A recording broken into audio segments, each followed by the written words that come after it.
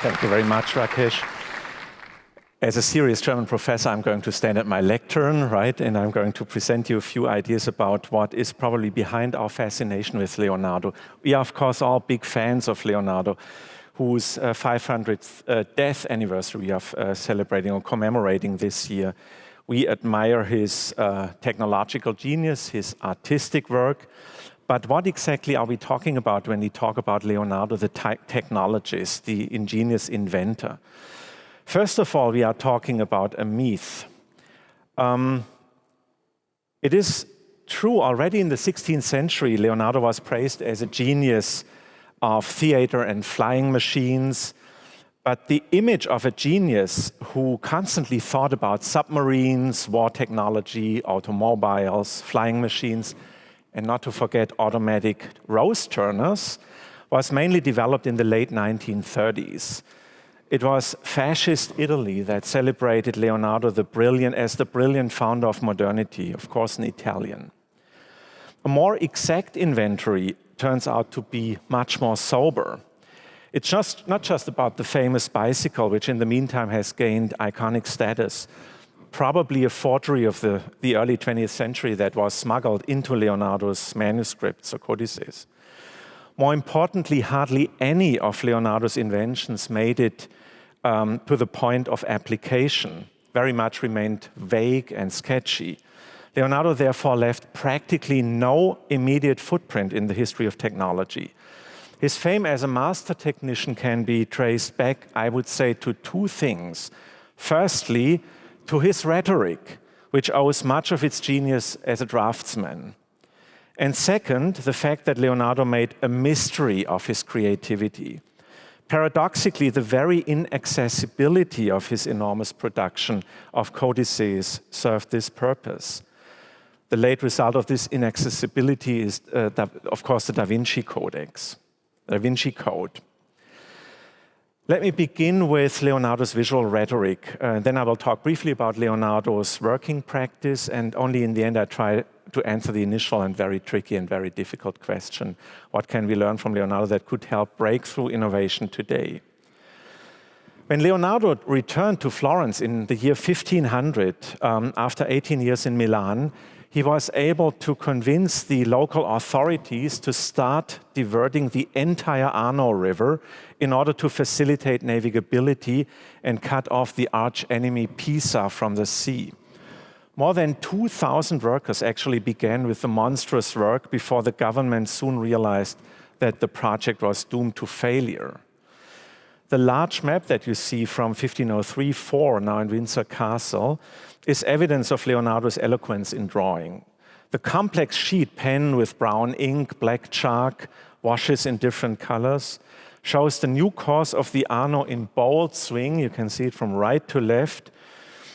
The mixture in this drawing of geographic accuracy, note, for instance, the tributaries of the Arno, and the loosely thrown down new course of the Arno, it demonstrates three crucial criteria that Leonardo brought to perfection: know-how, or at least the projection of know-how, diligence, and daring. And these are precisely, of course, the qualities that still make a great impression on the audience today.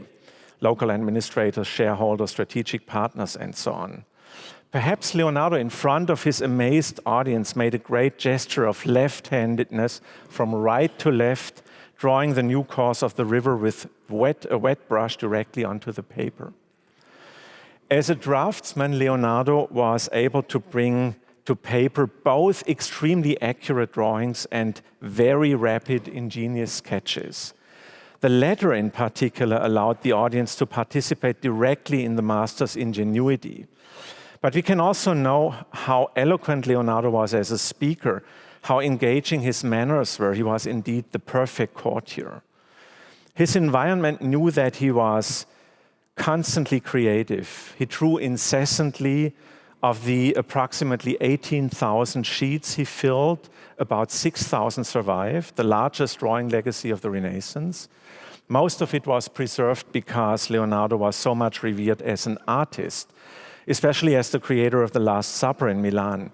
He kept the boundaries between art, science, and technology open and achieved thereby, quite interestingly, that everything he drew and wrote, including the technical and scientific drawings, was admired as if it would be a work of art or a source of technological invention that was still waiting to be deciphered.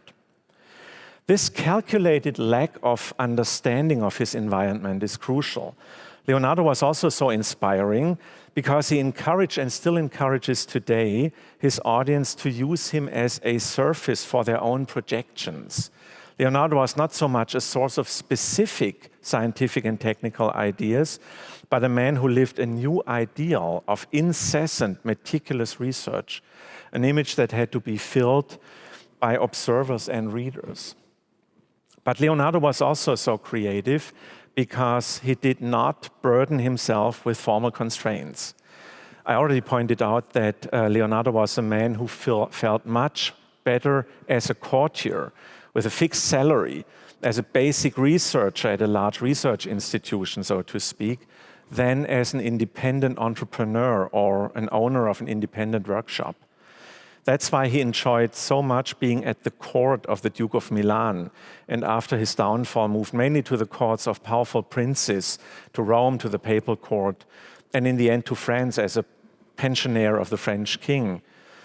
Neither in Milan nor in Rome nor in Amboise on the Loire were concrete achievements expected by Leonardo. He enjoyed tremendous freedom. And this creative freedom was the basis for Leonardo's groundbreaking investigations of nature as a process, as a gigantic interaction of antagonistic forces. Each of his research fields, which you all know, above all optics, hydraulics, physics, meteorology, geology, flight of birds, anatomy, art theory, each of these fields is shaped by the model of opposing forces, of antagonism. And it is easy to understand why Leonardo so much appreciated mechanics before this background. His mind was always focused on the transmission and balance of kinetic forces. But freedom was also the basis for Leonardo's written work. As a child, he only attended secondary school and therefore could not speak Latin, the basis of all the sciences of that time. In his late 30s only, Leonardo thus laboriously taught himself Latin vocabulary. And this very illiteracy is also evident in the form of Leonardo's manuscripts. He often filled the sheet with very different themes.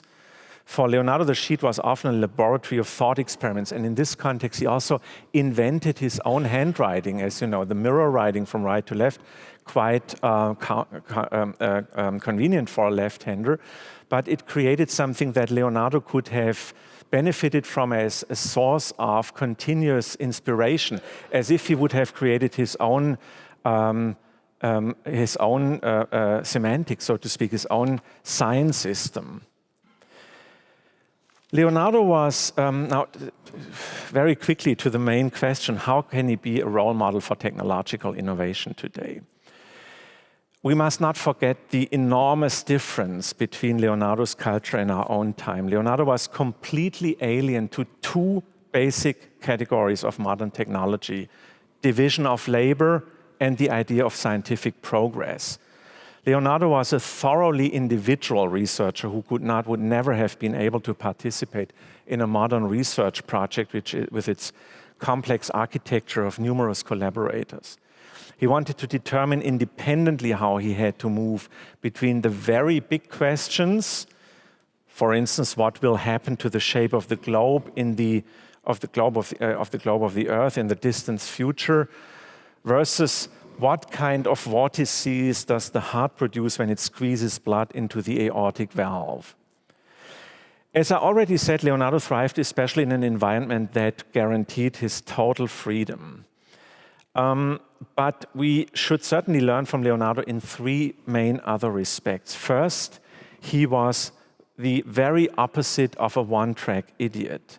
Leonardo teaches us that the creative minds of all times have always been much more than just specialists in one field.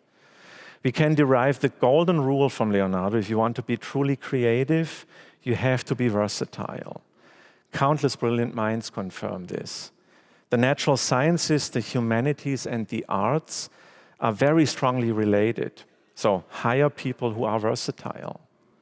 Second, Leonardo is the very paradigm of lifelong learning.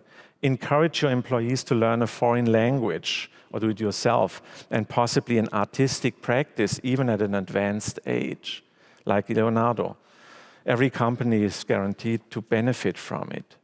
And third, we now know how much scientific and technological progress depends on visualization, on imaging techniques. For Leonardo, his drawings are a fundamental tool for recording observations and developing hypotheses. His mastery, especially as you can see here, of perspective, very, very unusual for Leonardo's time, especially provided a breakthrough for technological drawing and therefore also for technological progress in the future. At any time, and so today I would say, new creative forms of images are needed to make innovation in science and technology not only more comprehensible to the public, but also to generate innovation in the first place. In contrast to Leonardo's time, as we all know, modern science has become largely abstract. It is precisely here that modern imaging techniques are indispensable. Above all, processes, this is from Deci in Hamburg, the rotation of a molecule just filmed a few months ago. Above all, processes of form and shape, but also the interaction of invisible forces, demand new visual modeling of movement and dynamics.